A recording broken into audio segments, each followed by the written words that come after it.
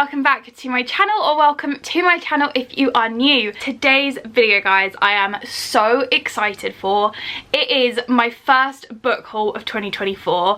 I honestly could not tell you how excited I am for this. I did do a book haul just before Christmas, and that was kind of books that I'd collected over a few months. I have quite literally gone out and bought so many books within the space of a couple of days. I was really disappointed with the hardback sale in Waterstones this year. I went to two different Waterstones. One of them is quite a small Waterstones. It's inside a Next. It's quite small, but they didn't have a lot of options, and there were books on there that just didn't really interest me. And then I went into a bigger Waterstones, which is in town, and they had quite a good selection of books, but once again, nothing major. There was maybe like one or two books that I would have picked out of the selection, but ended up only kind of going for one of them. So I just didn't really get a lot of hardbacks, to be honest with you. I think in total I got 4 paperbacks, and out of one of them, no, 2 of them were in the sale. So the other 2 I did pay full price for, but that doesn't really matter because I had points on my Waterstones card, so I wasn't really fussed about that. Anyway, this intro has gone on for far too long, but I just wanted to kind of put all of that out there. Don't forget to grab your drink of choice. I'm drinking a cup of tea. This is going to be quite a long video, so grab a drink, grab a snack, and yeah, I hope you guys enjoy this video. If you do, don't forget to give the video a big old thumbs up, subscribe down below, and don't forget to turn on the little post notification bell so you are notified every time I upload a new video. And with that said, let's just jump straight into the video. Just gonna go in and pick out books and talk about them. I'm gonna show you the book and read the synopsis, because let's be honest, I'm probably gonna say excited to read and can't wait to read or something like that about 10 million times in this video, so apologies for that. But we are starting off strong with my most anticipated read of the year, which is Divine Rivals by Rebecca Ross. I've seen this everywhere. I'm so excited. I haven't yet found the second book in store yet. I know that my local Waterstones has had it, but it is sold out like really, really quickly, or they only bring out a couple of copies at one time. I'm waiting for that, but I am so excited about this book. I honestly have heard everyone speaking about it and how they have rated it really, really highly. So for me, this is genuinely one of my most anticipated reads. The story follows. When 2 rival journalists find love through a magical connection, their fate depends on their facing the depths of hell together. After centuries of sleep, the gods are warring again. All 18-year-old Iris Winnow wants to do is hold her family together. With a brother forced to fight on behalf of the gods, now missing from the front line, and a mother drowning her sorrows, Iris's best bet is winning the columnist promotion at the Oath Gazette. But when Iris's letters to her brother fall into the wrong hands, those of the handsome but cold Roman Kit, her rival at the paper, an unlikely magical connection forms. Expelled into the middle of a mystical war, typewriters in tow, can their bond withstand the fight for the fate of mankind, and most importantly, love? An epic enemies to lovers fantasy novel filled with hope and heartbreak and the unparalleled power of love. I love an enemies to lover book, especially when it's mixed in with fantasy. As I said, I think I've mentioned this in about 20 of my videos, but I really am trying to read more fantasy. But the only way that I feel like I'm genuinely going to get into fantasy is by reading YA. So for me, picking up YA fantasy books is probably going to be my best friend at this rate. So we're going to start off with YA fantasy and then move into the kind of adult fantasy and romantasy, all that fun stuff. So sticking on the YA fantasy path, I did pick up Powerless by Lauren Roberts. I just had to. I saw all the book besties, Destiny, Haley and Sarah, and I think Rachel as well, talking about this book and saying how it's one of their favourite reads, especially Sarah. She said it was one of her favourite reads of the year, so obviously I had to. Any book these girls buy and read, best bet, I will be reading them as well. I'm just really excited for this. I didn't think I was ever going to pick it up. Every time I saw it online, I was like, doesn't really look like my thing. And then I found out it's a YA fantasy, which I actually just found in the YA section at Waterstones, and I was really, really happy, and it actually made me buy it. The elites have possessed powers for decades, gifted to them by plague, I think. While those born ordinary are just that, banished from the kingdom of Ilia, Ilia, and shunned from society. No one knows this better than Peyton Grey, an ordinary posing as a psychic to blend in with the elites. When she unsuspectingly saves one of Ilia's princess, Azar, she's thrown into the purging trials, a brutal competition showcasing the elite's powers. If the trials and the opponents within them don't kill her, the prince she's fighting feelings for will if he discovers... Huh? I'm not sure 100% if that actually makes any sense. Or am I just being genuinely, like, stupid right now? If the trials and the opponents within them don't kill her, the prince she's fighting feelings for will if he discovers what Peyton is. Completely ordinary. Okay, I'm not 100% sure, but this does sound really, really good. We love, like, I love a trial-based kind of, like, game type thing. That's why I'm really excited to read Light Lark, because it's like a game-based kind of book, which I just love. Anything with games like Caraval, that's why I really loved it. I also think like the Prison Healer series I'll really like, and things like that. I really like a kind of game-based book. Not sure why, but is what it is.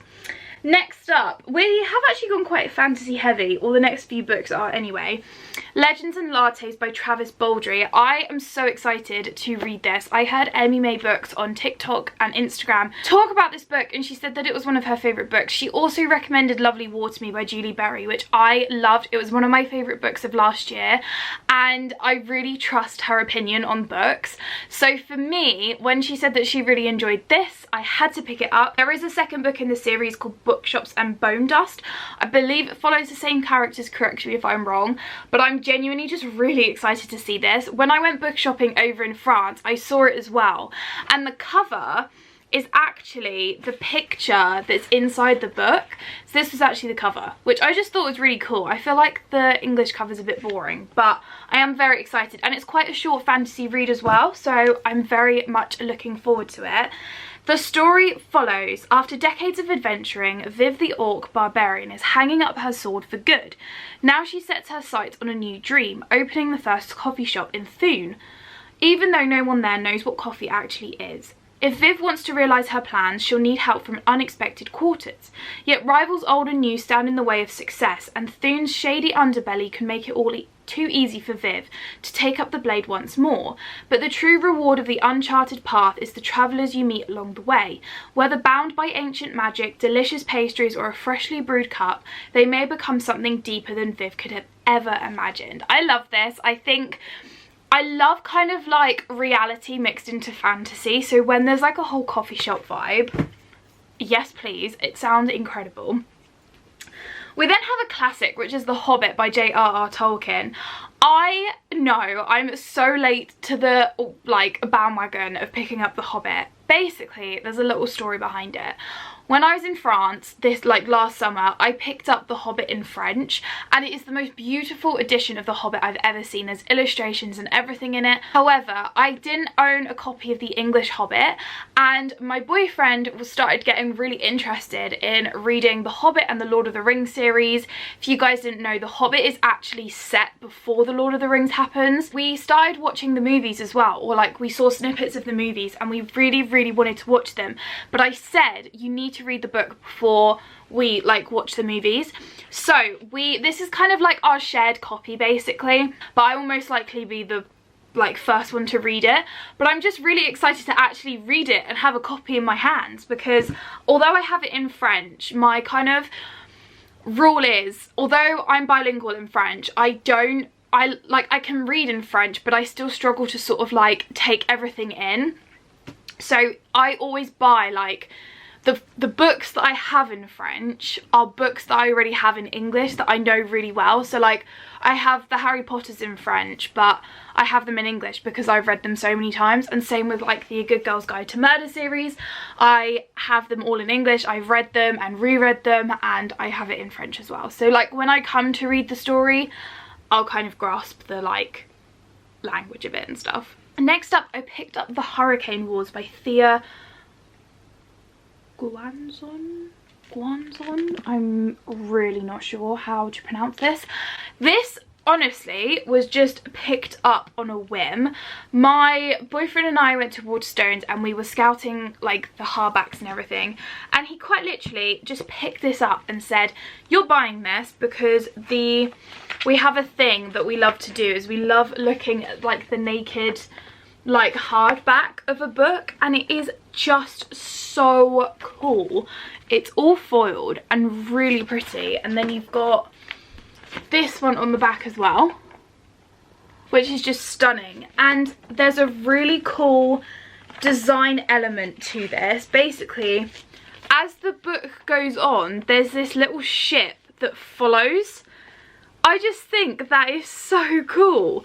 I honestly actually have no idea what this book is about, and I'm actually going to keep it that way. I said to him, I was like, okay, you've picked this book up for me. I have no idea what it's about, so I'm literally just going to go in blind reading this. But I'm very excited. I love the cover of it. I think it's beautiful. Let's hope it becomes one of my favourite books so I can display it on my like favourites shelf. I went to TK Maxx yesterday and I found the bargains that were $3.99 for a hardback. This book is His Only Wife. I'm not going to try and attempt to pronounce the author's name. This is the author here.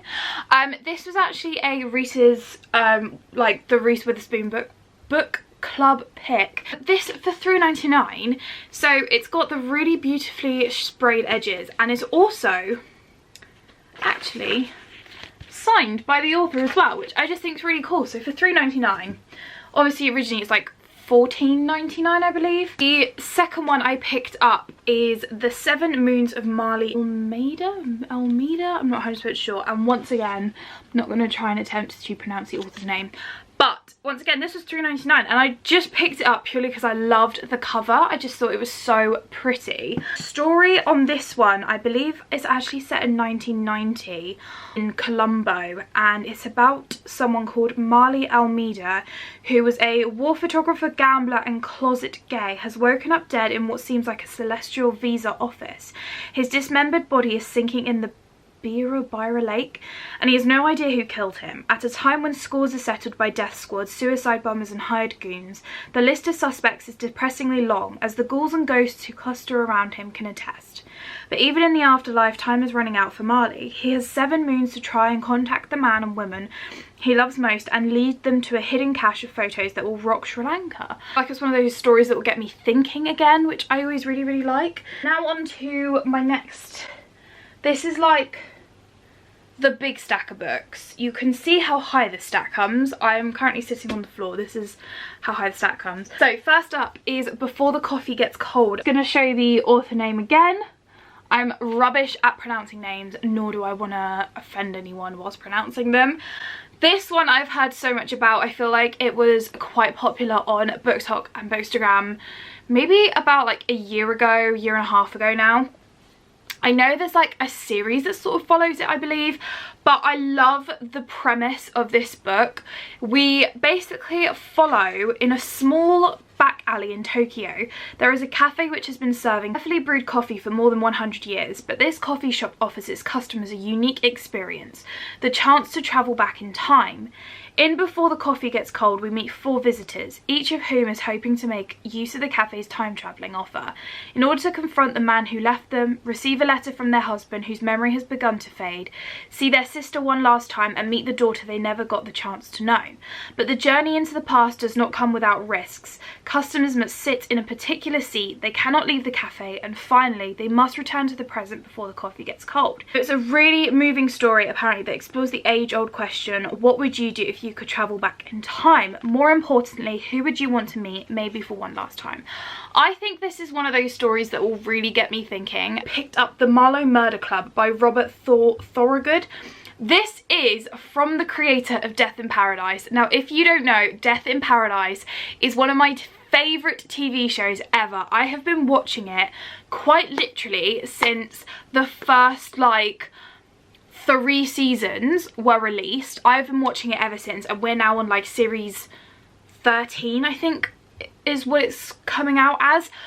I have been watching it like back to back non-stop. I know it so well. I love it. It's honestly one of my favorite TV shows. When I found out that the creator of Death in Paradise wrote a book, I was like sold on it. So this follows 77-year-old Judith Potts is blissfully happy. She lives alone in a famed mansion in Marlow, sets crosswords for the Times, and there's no man in her life to tell her what to do or how much whiskey to drink. One evening, while out swimming in the Thames, Judith witnesses a brutal murder. When the local police don't believe her story, Judith and two unlikely friends decide to investigate for themselves. Together they are the Marlow Murder Club. Soon another body turns up and it seems that a real-life serial killer is at work. Now the puzzle they set out to solve has become a trap from which they might never escape. This honestly sounds so good, and it does genuinely sound like something a Death in Paradise creator would like write about. Next up, I picked up Really Good Actually. This story, I don't actually know anything about it, but it was in the buy one get one half price section. So this story follows Maggie's marriage has ended just 608 days after it started, but she's fine. She's doing really good actually. Sure, she's alone for the first time and can't afford a rent, and her obscure PhD is going nowhere, but at the age of 29, Maggie is determined to embrace her new status as a surprisingly young divorcee. As Maggie throws herself headlong into the chaos of her first year of divorce, she soon finds herself questioning everything, including why do we still get married, did I fail before I even got started, and how many 4 AM delivery burgers do I need to eat until I am happy. I feel like this could be a really, really good book. This is another one of these books that people have said that they felt really seen by reading this book. This is the type of books that I want to start reading. You'll see further along on my list why, but I'm very, very much looking forward to reading that one. Next up, I'm actually so excited about this book. I've never heard of it before. It is called Time Shelter by Georgi Gospodinov. Please, honestly, excuse me for pronouncing and butchering these authors' names. This concept is so good. I honestly am so excited to read this book. So, in Time Shelter, an enigmatic flaneur named Gustine opens a clinic for the past that offers a promising treatment for Alzheimer's sufferers. Each floor reproduces a decade in minute detail, transporting patients back in time. But as the rooms become more convincing, an increasing number of healthy people seek out the clinic as a time shelter, hoping to escape from the horrors of our present, a development that results in an unexpected conundrum when the past begins to invade the present. I feel like this would be such a good book. Like, imagine a time shelter that's literally built from memories of the past for Alzheimer's sufferers, just so that they can remember their lives. I think that is so clever. And obviously the twist that, you know, healthy people are coming in and trying to escape the present. I feel like, especially this day and age, with everything that's going on in the world, this would be such a good book to read. So I will definitely keep you updated on my thoughts for that book, because I feel like it could be a really, really good read. Next up, I'm not even going to try and pronounce this title purely because I'm absolutely going to butcher it, but I have seen so many people talk about it. This is the book. I believe this is like a story that's like part memoir, part self-help book. This is a book to keep close and to reach for in times of darkness. I'm not saying here I'm saying I'm in a time of darkness, I'm not, but this is just a very interesting read to me. I basically want to read books that I can sort of resonate with, in the level that I'm young and I feel like I need to be at certain points in my life already at the age of 21, and I feel pressure from society and other people who may have had like lived their lives much younger, who, you know, have moved out at the age of like 18, who've got full-time jobs, who are doing really well in their jobs, who have got children, or they're married, or they're engaged, etc, etc. And I want to remind myself that I can take a step back from that and actually realise that everybody's life is different, everybody's path is different, and the ways that your life go are completely up to you, and that you are fully in control of how your life goes. I really need to stop doing this to myself, because I'm constantly comparing myself to other people my age or people within my family who have done all these things, and by the time they were 21 they'd already had children, etc, etc. I by no means want children yet, but I just feel this underlying pressure from society in itself to try and like stay on this level of, by this age you need to have done this, by this age you need to have done that. I am so fed up of trying to conform to what society wants you to conform to, and it's really difficult because obviously all my friends and family are on like different levels of their life, and for some of them at the age of 21 they'd already done everything they wanted to do, and I just want to read a book. I want to resonate with that, hence why I picked up probably two of the best books for this, both by Dolly Alderton. One is Everything I Know About Love, and the other is Dear Dolly, on love, life and friendship. I have heard so many incredible things about these two books. These books have been said that if you are in your 20s or in your 30s or however old you may be, to read these books because you will understand and you won't feel alone, basically, which is what I want to read. So for me, that's why I picked these books up. I've also heard just absolutely incredible things, which I'm very excited to read. I've heard Dolly Alderton is an incredible writer.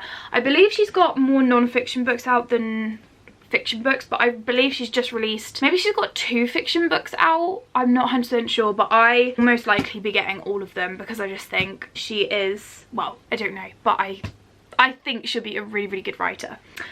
So that's my long story as to why I wanted to pick these 3 books up, and also read more non-fiction actually, because I really like reading non-fiction. This is probably another one of my most anticipated reads of the year, which is Matthew Perry's memoir, Friends, Lovers and the Big Terrible Thing. Matthew Perry very sadly passed away in October of last year, which I think me alongside many people in the world have felt this kind of loss. And although I personally never knew Matthew Perry, he brought so much joy for me watching Friends. Friends is my favourite TV show ever. I watch it all the time, and I haven't watched it for the last few months purely because of the passing of Matthew Perry and how sad I feel that when he filmed those, well, when he filmed that show, he didn't feel like he was bringing joy, and he brought joy to so many people. It was insane. And like, Friends really has been that TV show for me that I always go back to. When I'm feeling sad, I watch it. When I'm feeling happy, I watch it. Any time in my life I just want to put something on, I will always go to Friends because it's just my comfort show. I love it. I like, honestly, Friends is my favourite thing in the entire world. I love Friends so much. And this has been on my kind of memoir biography list for quite a while, since he released it basically, and I am very looking forward to reading this and seeing his story and genuinely just his life, because I feel like he suffered so much that I feel like I want to read it. And I'm also very excited to read the foreword because Lisa Kudrow wrote it, which I'm very excited about. So yeah, I'm really much looking forward to reading this. I probably know that I will be absolutely sobbing at that book because obviously Matthew Perry is one of my favourite people ever. Next up, this I believe is my last, no that's a lie, I've got one more fantasy book after this. I picked up Gallant by V. Schwab. Now, I have The Invisible Life of Addie LaRue. I am nowhere near ready to read that book. I don't know what's putting me off about it. I'm really not quite sure. I think it's because A, it's quite a big book and it's from an author that I have absolutely no idea. I've never really heard much about people talking about V. Schwab's books. So I feel like if I start off with Gallant, this will be easier to get into her writing. So the story follows 14-year-old Olivia Pryor is missing 3 things: a mother, a father and a voice. Her only companions are the ghouls she sees and her mother's journal, which captured a mind in turmoil, until she receives a letter from an uncle she's never met, summoning her to his estate, Gallant. But when she arrives, she discovers her uncle is dead and the estate is empty, save for her cousin Matthew and the servants. Gallant is a house of secrets, a house sitting in lonely vigil, a place where the ghouls are powerful. As Olivia searches for answers about her family, her past, she discovers a dark reflection of everything she knew, an ancient realm where ghosts take form and the Dark Master sits waiting for her. I feel like this could be such a good book. I have actually heard really like amazing things about this book, so I am very much looking forward to reading this. There's also illustrations throughout the book, which I love. I love a book with illustrations. I find that it just makes the book so much more personal and you can really like imagine the book. It makes the book, in my opinion, so much stronger. Next up, Aristotle and Dante Discover the Secrets of the Universe by Benjamin Alire.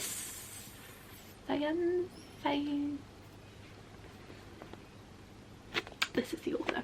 This is obviously in the YA section, but I've heard so many people talk about it, and there's a second one which is Aristotle and Dante Dive into the Waters of the World, but people have said this is better than the second book. So we follow Aristotle is an angry teen with a brother in prison. Dante is a know-it-all with a unique perspective on life. When the two first meet, they seem to have nothing in common, but as they start spending time together, they develop a special friendship, the kind that changes lives and lasts a lifetime. Together, Ari and Dante will learn the most important truths about the universe, love, and the kind of people they want to be. I honestly am very excited for that one because it's another one of those YA books. I just want to read like so many YA books. Don't ask me why, but when I was younger, I've always loved reading. Like throughout my whole life, I've always really enjoyed reading. However, I've not been like obsessed with reading when I was little. So I never really went through the phases of getting like the really popular books or anything like that. I think I remember reading like Diary of a Wimpy Kid and Dork Diaries and things like that. Like, please, if anybody remembers reading those books, let me know. So I want to read the books that I missed out on when I was younger. Next up, I picked up We All Want Impossible Things by Catherine Newman. This story will probably have me sobbing my heart out. I'd probably look up the trigger warnings maybe of this book. But we follow Edie and Ash have been best friends for over 40 years. Since childhood, they have seen each other through life's milestones, stealing vodka from their parents, the Madonna phase, REM concerts, unexpected wakes, married, children, breakups and breakdowns. As Ash notes, Edie's memory is like the backup hard drive for mine. So when Edie is diagnosed with terminal cancer, Ash's world reshapes around the rhythms of Edie's care. From chipped ice and watermelon cubes to weird music therapy. From snack smuggling to impromptu excursions into the frozen winter night. But life is about squeezing the joy out of every moment, about building a powerhouse of memories, about learning when to hold on and when to let go. I feel like this is going to be such an incredible book about loss, and there's going to be laughter along the way.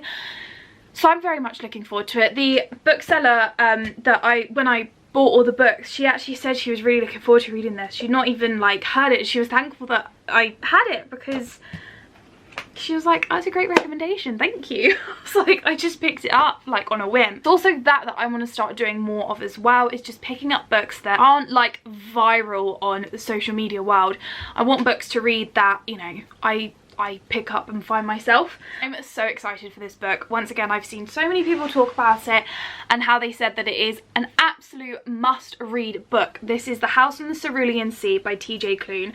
I know there's a second book, which is Under the Whispering Door. So this is a fantasy. Linus Baker leads a quiet life. At 40, he has a tiny house with a devious cat and his beloved records for company. And at the department in charge of magical youth, he's spent many dull years monitoring their orphanages. Then one day, Linus is summoned by extremely upper management and given a highly classified assignment. He must travel to an orphanage where 6 dangerous children reside, including the Antichrist. There, Linus must somehow determine if they could bring on the end of days. But their guardian, charming and enigmatic, Arthur Parnassus, will do anything to protect his wards. As Arthur and Linus grow ever closer, Linus must choose between duty and his dreams. I'm so excited for this. People have also said it's like one of those books that's like life-changing for them. So I need to read it. I just need to read it. And lastly, guys, this one, I am also going to be doing a video on like about this and some other books, but I found these on Vinted for an absolute bargain. You guys would have heard me talk about getting books on Vinted, like box sets and stuff, for super cheap.